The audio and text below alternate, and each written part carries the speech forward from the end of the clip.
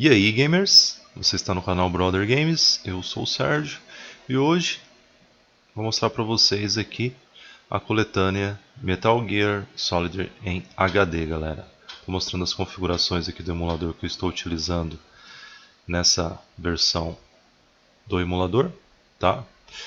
Estou rodando na API Vulkan. Meu setup é um i7 3770, 16 GB de RAM e uma GTX 970. É o primeiro teste que estou fazendo, galera, então eu vou estar com vocês aí para ver o desempenho, né? Na última versão do emulador, nesse setup, que é um setup bem antigo de 2012. Vamos ver como é que ele se comporta. Eu vou ficando por aqui, vou deixar vocês com o gameplay para vocês estarem vendo esse teste dessa coletânea de HD do Metal Gear Solid. Vou ficando por aqui, grande abraço a todos e até o próximo vídeo. Fui!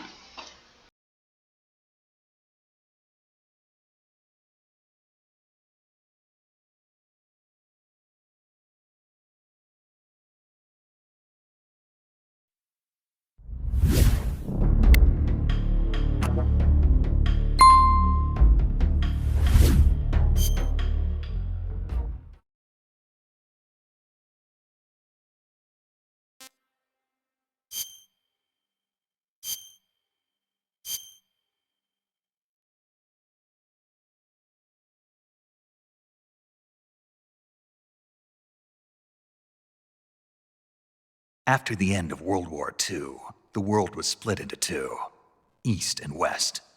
This marked the beginning of the era called the Cold War.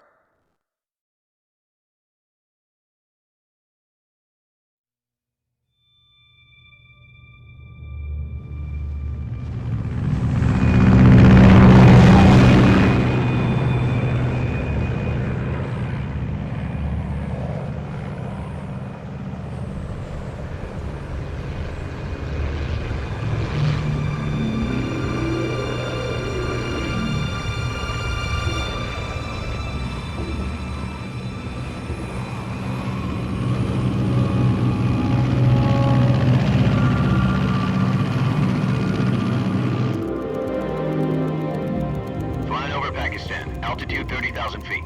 Approaching Soviet airspace. 20 minutes to drop off. Commencing internal depressurization. Equipment check. Arm main parachute. All right. You ready to go? Drop zone still showing a high pressure mass. Cav okay. Good. We've got high visibility.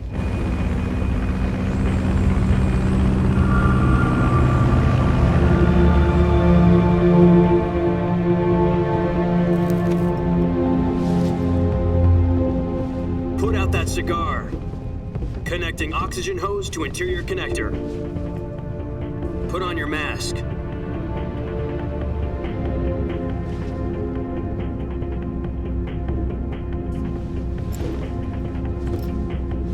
Does this panty waste know what he's doing? Approaching release point. 10 minutes to drop off. Hey, are you deaf? He said put out the cigar and put on your mask.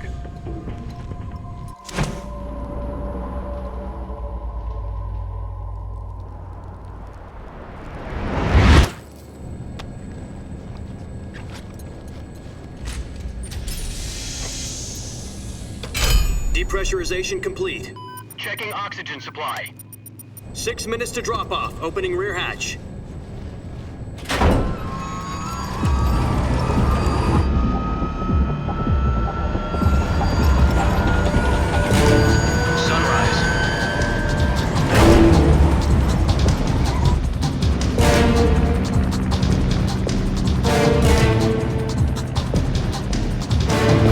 Temperature minus 46 degrees Celsius. 2 minutes to drop off. Stand up. You'll be falling at 130 miles per hour. Try not to get frostbite from the wind chill. 1 minute to drop off. Move to the rear. Activate bailout model. This is one for the history books. The world's first halo jump. 10 seconds to drop off. Stand by. Status okay, all green. Prepare for drop-off. Countdown. 5, 4, 3, 2, 1. Spread your wings And fly. God be with you.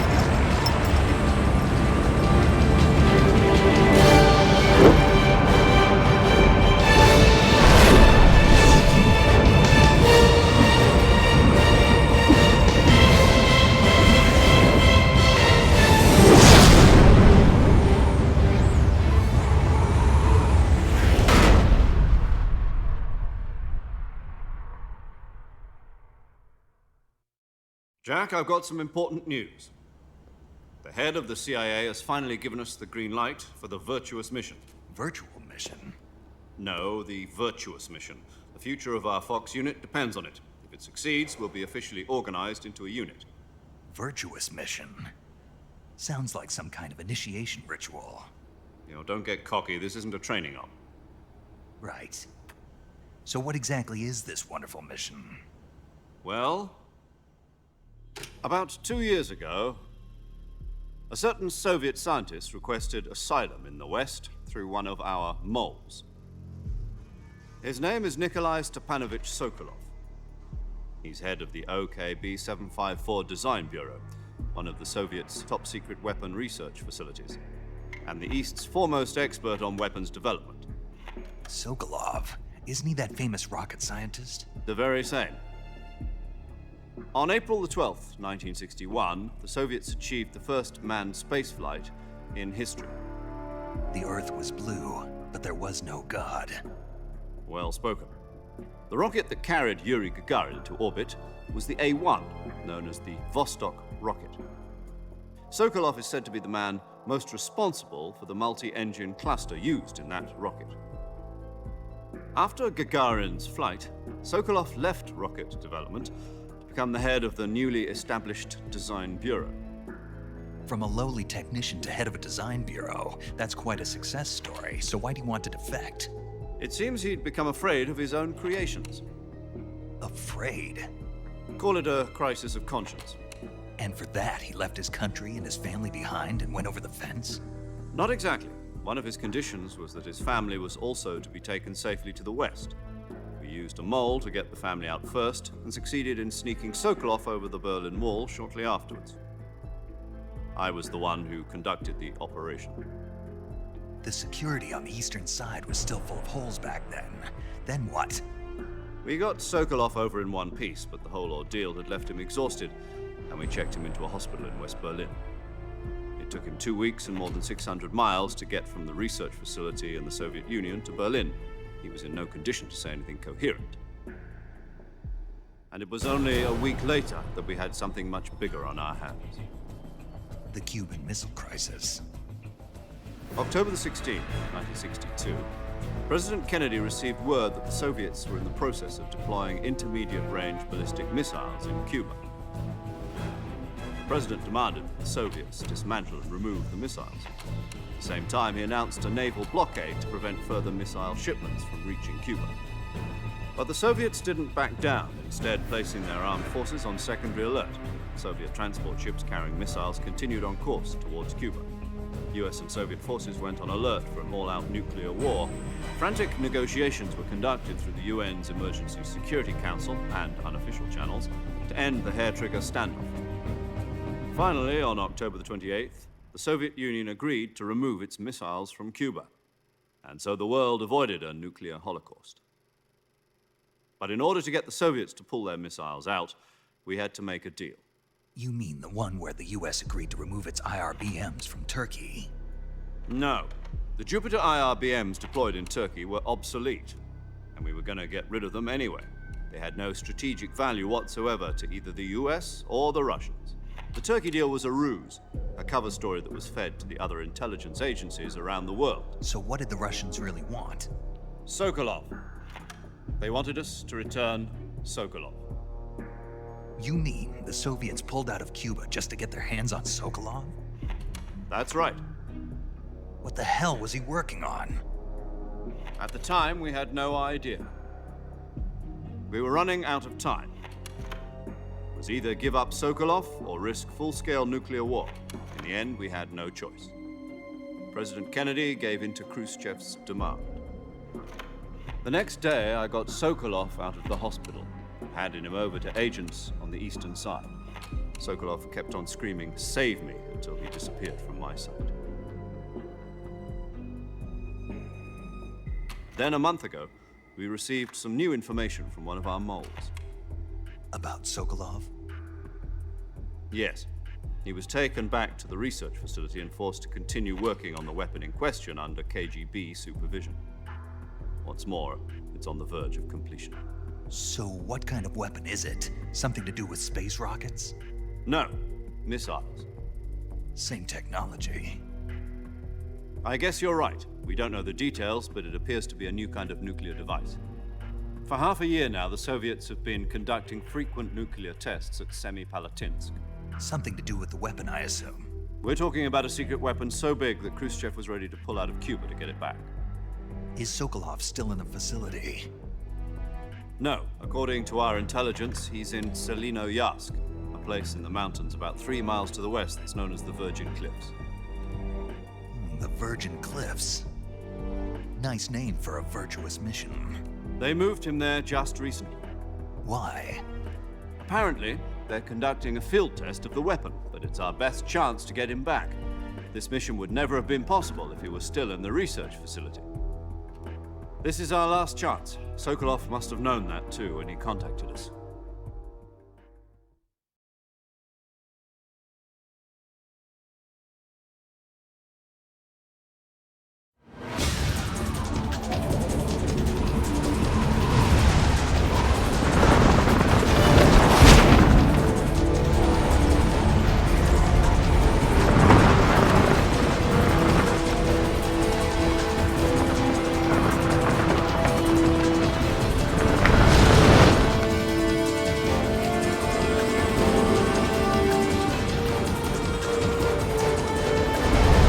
Listen up, Jack. Your mission is to infiltrate Selino-Yarsk in the Soviet mountains, ensure the safety of Sokolov.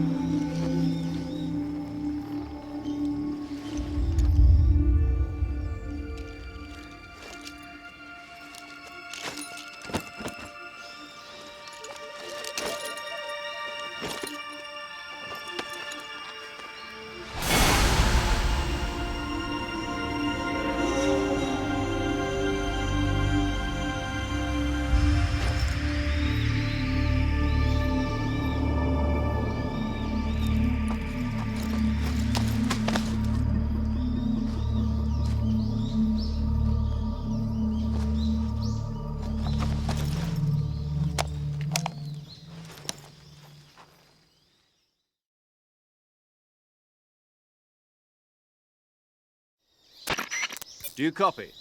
You're ready.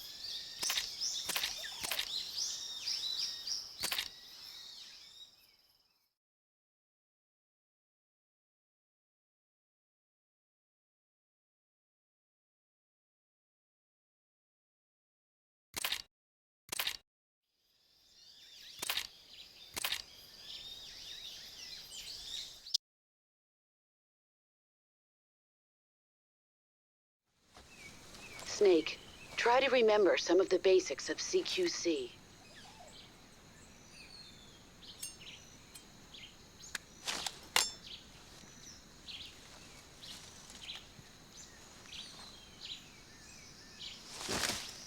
Commencing virtuous mission. Now,